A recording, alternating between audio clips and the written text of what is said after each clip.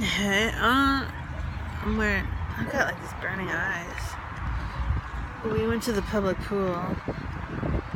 It was warm and sunny. Now it's like getting chilly and windy. But I rubbed my eyes because there were tears in my eyes and sunscreen now is burning me. The pool closed. Now Paul and Poppy are playing on a big play structure. Yeah, I'll show it to you. You see it, right? No, it doesn't look like you'll see it. Oh, you can see some of it. Alright, so it's a public pool, and it's nice, and there's the big pool, and next to it is a little spray park. I mean, it's not a park, it's just a spray area for children, little children. There's a big water slide, but that was under construction. It's not as amazing, this place, as that West Side one we went to when Poppy was a baby that had like everything. But anyway, this is nice, and I'm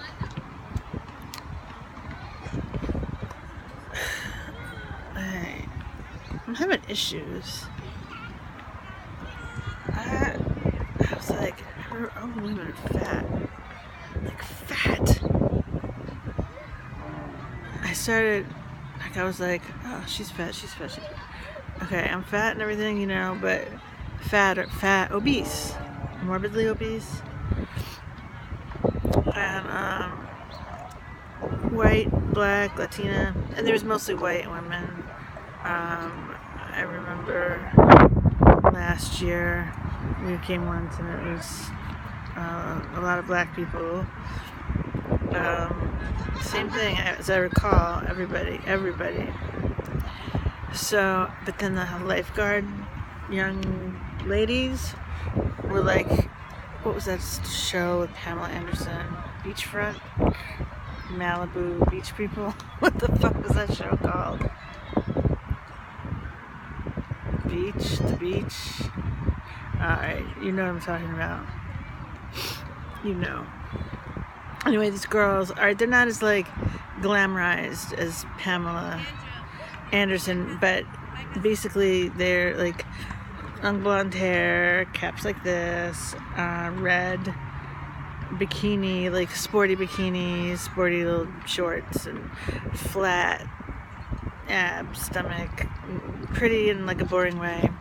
And the guys were lifeguards were just, they were in like lame board shorts, but they were abs, generically attractive, but like both of them, men and women, young men and young women, had just really tight bodies. So I started counting. At one point I counted 7 hugely obese women and 1, I included myself with the fatties, so I was part of the 7.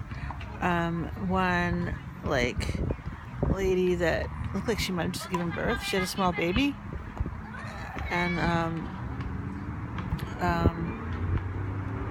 but she was not skinny. It's like average, like slim legs, and just kind of regular woman looking. I didn't see any thin adult women or any more just regular body women. Like, everyone was extremely fat. And I said to Paul, like, I don't like my bathing suit that my sister got me. It's like one of those ones with a skirt and like it's got like tightening to like stomach technology. It's really hard to get into. I don't like it. And it's either that or my maternity bathing suit, which I like better, but I couldn't find. And anyway, it makes my titty sag kind of. And I'm like, I'm gonna wear this grandma bathing suit. I see a text from you, wish me luck, Lauren, awful day. After I do this vlog, then I'll read that text. What was I saying? Bathing suits. Oh yeah, I don't like my bathing suit. I was like, I thought about wearing a bra to push up my goods so that I look, some things attractive about this bathing suit, but And he was like, well, someone here's doing it. And I was like, what? I thought it was my own original idea. That was a stupid idea. I realized that nothing would match it, and it was horrible. I'd feel gross. But it had crossed my mind. So he's like, look, and this woman that I thought had massive cleavage, and she was hugely fat. Like, I see her from behind, and her back, the back of her bathing suit, like, dips down, and then above it, higher up, is like a bra strap, the hooks, everything, whatever that part of the bra is called. And I kind of felt shitty that I was really judging people. I was like, oh my god, like, everyone in America is fucking fat. And I was like, well, this is a lower socioeconomic demographic, and we know, like, that kind of goes with the territory for various reasons. So maybe that's just it. I don't know. Oh, and it's easy to get fat in the suburbs. You can't walk anywhere. And there's that. There's food deserts. Yeah, well, I don't know. I don't know if there are food deserts. There are big supermarkets all around. I think that's actually maybe probably not a problem unless you don't have a car. Then you're walking along a highway and carrying your groceries home. And actually, I've seen people in Rocky Point doing that with their Food Town shit, walking down the road with Food Town bags, and it depresses me. I would fucking steal a shopping cart, and I did that in Chicago. Whatever. In a bad time in my life. When I lived in a food desert, it really was. There was a bodega, and it was not a good bodega. It was like a drug front. Everything was dust covered, and no choices. Like, it was horrible. Anyway, and the area, it was called Logan Square, and it was gang infested. I never felt harassed by gang people, but at night there were gunshots. Outside our building was a parking lot, and on the fence around the parking lot there would be like gang signs and gang statements. So they're gang wars, and so it was kind of a dangerous, rough neighborhood. But we were the one apartment that was sort of, it was like a little townhouse with 3 apartments that was somewhat rehabbed, like a little nicer looking than everything else. And the Marconi brothers rented it to us, me, Christopher, and Laurel. And the rent was really so cheap.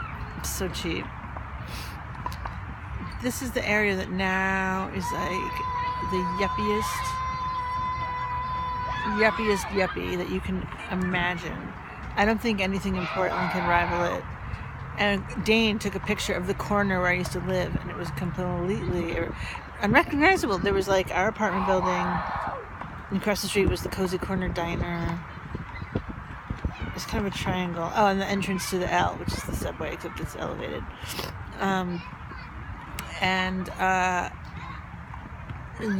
There was high rise, like really glass and metal high rise.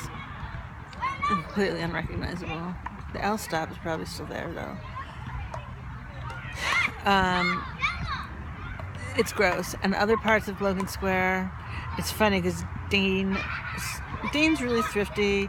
He started a business. He's a landscape architect. He was like getting into his business late 90s, and he just saved and invested, and he's just smart with money. He bought a house in Logan Square when Logan Square was still shitty, and with his boyfriend, and they gradually started like rehabbing it and built. They're both handy tools, all that. His house is worth like millions and millions right now, but he likes living there. But anyway, all of Logan Square is grotesquely yuppified, and my cousin, who will show you her half-eaten tofu scramble on Facebook, and she'll be like, at Logan Square, at, Marcello's at Logan Square.